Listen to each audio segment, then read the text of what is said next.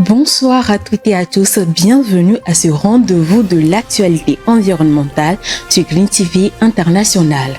Au sommaire, la Côte d'Ivoire et les Nations Unies ont co-dirigé une conférence à l'occasion de la 50e édition de la Journée de l'environnement.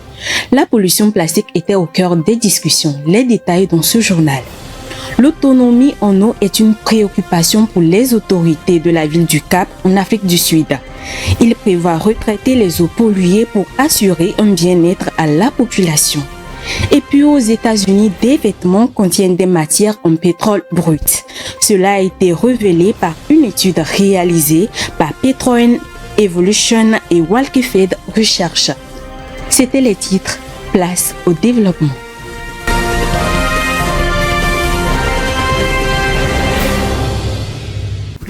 Le 50e anniversaire de la Journée mondiale de l'environnement a été célébré le lundi 5 juin dernier à Abidjan en Côte d'Ivoire.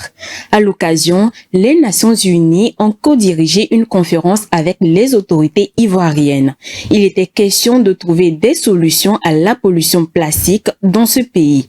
Plus de précisions dans le commentaire qui suit.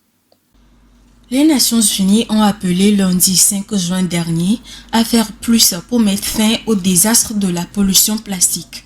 Cet appel est intervenu lors d'une conférence organisée à Abidjan dans le cadre de la Journée mondiale pour l'environnement. Selon la directrice du programme des Nations Unies pour l'environnement, Inga Anderson, la façon dont le monde produit, consomme et dispose du plastique a créé un désastre et cela doit cesser. La production annuelle de plastique a plus que doublé en 20 ans pour atteindre plus de 430 millions de tonnes. Elle pourrait tripler d'ici 2060 si rien n'est fait. Une première version d'un futur traité international contre la pollution plastique doit être rédigée d'ici novembre, en vue d'un test définitif 2024 selon la résolution adoptée par les 175 pays la semaine dernière à Paris. Le manque d'eau potable amène les populations africaines à acheter les eaux en sachet ou en bouteille. Le manque d'infrastructures de collecte entraîne la création des dépotoirs sauvages et l'entassement des déchets dans les rues. En 2013, le gouvernement ivoirien avait décidé d'interdire la production, la commercialisation, la détention et l'utilisation des sachets plastiques. Mais cette mesure reste très peu appliquée dans le pays. Les 2/3 de la production mondiale de plastique ont une faible durée de vie et deviennent des déchets après utilisation. Les océans deviennent de plus en plus acides et ce changement se produit rapidement. C'est une mauvaise nouvelle pour la plupart des créatures qui vivent dans les océans et pour les gouvernements. Tout savoir sur l'acidification des océans, c'est dans ce commentaire. La crise environnementale actuelle ne concerne pas seulement l'augmentation des températures, mais aussi l'acidification des océans. Ce phénomène est bien compris par les scientifiques, mais les gouvernements ne sont pas encore préparés aux dommages qu'il causera sur les écosystèmes. Alors que le dernier rapport de synthèse du groupe intergouvernemental sur l'évolution du climat GIEC alerte une fois de plus sur les conséquences du réchauffement climatique, des chercheurs se sont penchés de façon particulière sur le sujet. En cours depuis des décennies, il est provoqué par l'augmentation de la concentration en gaz à effet de serre dans l'atmosphère. Une grande partie des écosystèmes marins sensibles au pH de l'eau risque d'être détruite. La conclusion des chercheurs est plutôt pessimiste. Aucun ne semble être prêt aux conséquences à venir. Ce sont donc de nombreuses espèces qui sont menacées, dont l'espèce humaine. En Grèce, les îles qui attirent chaque année les touristes du monde entier sont menacées par une pollution invisible. Cette pollution est causée par les filets de pêche abandonnés qui ramassent des tonnes de déchets. Une association de la protection de l'environnement a engagé des plongeurs pour les remonter. Plus de précisions dans ce reportage de France Info. Santorin, au cœur de la mer Égée. Le joyau des îles grecques attire chaque année des touristes du monde entier. Mais il est aujourd'hui gangréné par une pollution invisible. Ce matin-là, c'est une petite équipe bien rodée qui file à toute vitesse dans la baie de Santorin. Ces bénévoles d'une association de protection de l'environnement sont venus faire de la pêche au filet. Car dans les profondeurs se cachent des filets de pêche, abandonnés parfois depuis des années.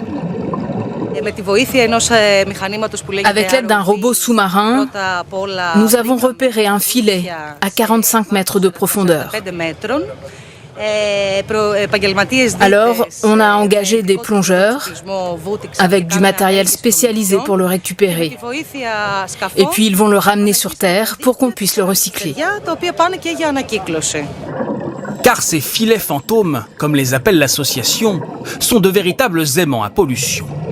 Ils accrochent et agrègent des centaines de tonnes de déchets qui polluent lentement l'eau. Les poissons s'y accrochent régulièrement et meurent ensuite lentement. De retour sur la terre ferme, l'équipe expose en place publique son butin. Des pneus, des vêtements, du plastique, du verre. Il y en a ce jour-là plusieurs centaines de kilos. Les filets fantômes posent un énorme problème, et pas qu'en Grèce. Ils représentent au niveau mondial 10% des déchets trouvés dans les fonds marins. Il s'agit d'un défi invisible. La plupart des gens ne peuvent pas vraiment constater ce phénomène. En 80 opérations de nettoyage, les bénévoles de l'association ont remonté près de 28 tonnes de filets abandonnés. Alors ils tentent de sensibiliser la population. Et surtout, les pêcheurs, principaux responsables de cette situation. Beaucoup ici rejettent la faute sur les sardiniers du dimanche, bien moins scrupuleux que les professionnels selon eux. Mais surtout, ils disent ne pas avoir le choix face à une mer de moins en moins fournie. L'utilisation des filets de pêche va encore augmenter. Ça ne s'arrêtera pas. La mer se vide de ses poissons, alors pour survivre, les pêcheurs doivent mettre encore plus de filets. Mais plus il y aura de filets, plus il y aura de dégâts. Et moins il y aura de poissons. C'est un cercle vicieux. Selon une étude publiée l'an dernier, près de 2% de tous les engins de pêche sont perdus ou abandonnés en mer chaque année. Les filets représentent à eux seuls plus de 640 000 tonnes de déchets. S'ils étaient tous repêchés, il y en aurait assez pour recouvrir totalement un pays comme l'Écosse. La ville sud-africaine du Cap veut assurer une autonomie en eau à sa population. La municipalité de cette ville a mis en place un nouveau programme d'eau pour l'atteinte de cet objectif. Il s'agit de retraiter les eaux polluées. Plus de précisions sur ce projet dans ce commentaire signé Vivas Amana. La ville sud-africaine du Cap a adopté un plan ambitieux pour assurer son approvisionnement en eau potable. Cette initiative est prise dans le but de freiner les conséquences du changement climatique sur la ville. Il s'agit de mettre en place un dispositif de retraitement et de dessalement des eaux. En effet, la ville du Cap a subi une forte sécheresse pendant 3 ans. Cette situation a amené les autorités à prendre des dispositions.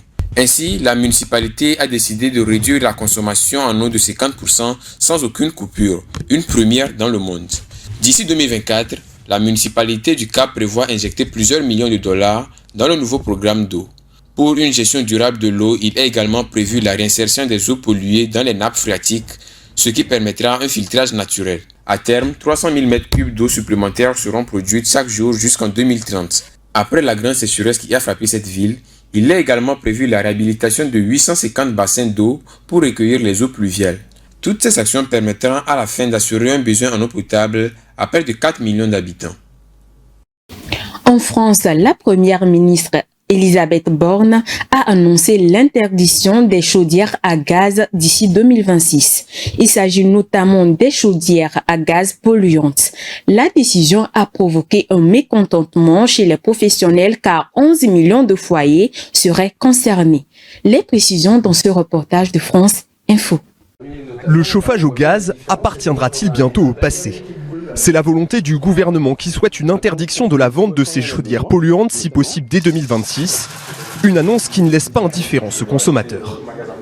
Ça va très vite, mais c'est vrai que aujourd'hui, on est plus sensibilisé à tout ce qui est écologie, la planète, c'est certain. Donc après, nous, en tant que consommateurs, on subit un peu tout ce qu'on nous dit. Faut-il dès à présent se débarrasser de son ancienne chaudière polluante?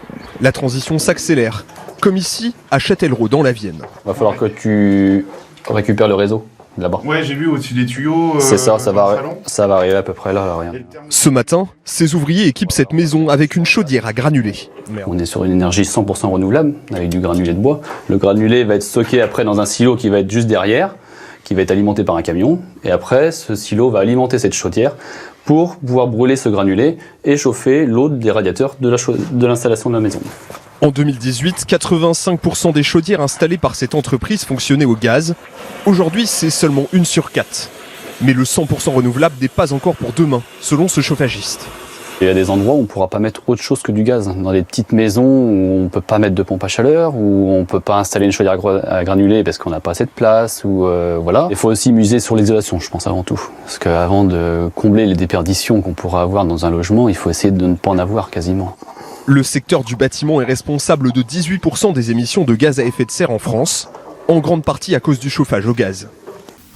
Une étude nord-américaine réalisée par Petroen Evolution et Walkefe de recherche montre que la majorité des Américains ignorent que les vêtements contiennent beaucoup de matière en pétrole brut. Ces vêtements utilisés et jetés ont des conséquences graves sur l'environnement. Plus de détails dans ce commentaire de Alessandra Descombi. Le consommateur lambda en est peu informé ou bien le sait puis l'oublie quand il s'agit de faire un choix pour s'habiller. La majorité des Américains ignorent que les vêtements contiennent beaucoup de matière plastique. Pourtant, selon les chiffres donnés par le Programme des Nations Unies pour l'environnement en 2019, plus de 60% des matériaux utilisés pour la fabrication des vêtements sont des matières plastiques, à commencer par le polyester et le nylon. Selon l'ADEME, le polyester, matière synthétique dérivée du pétrole, est la plus produite dans le monde.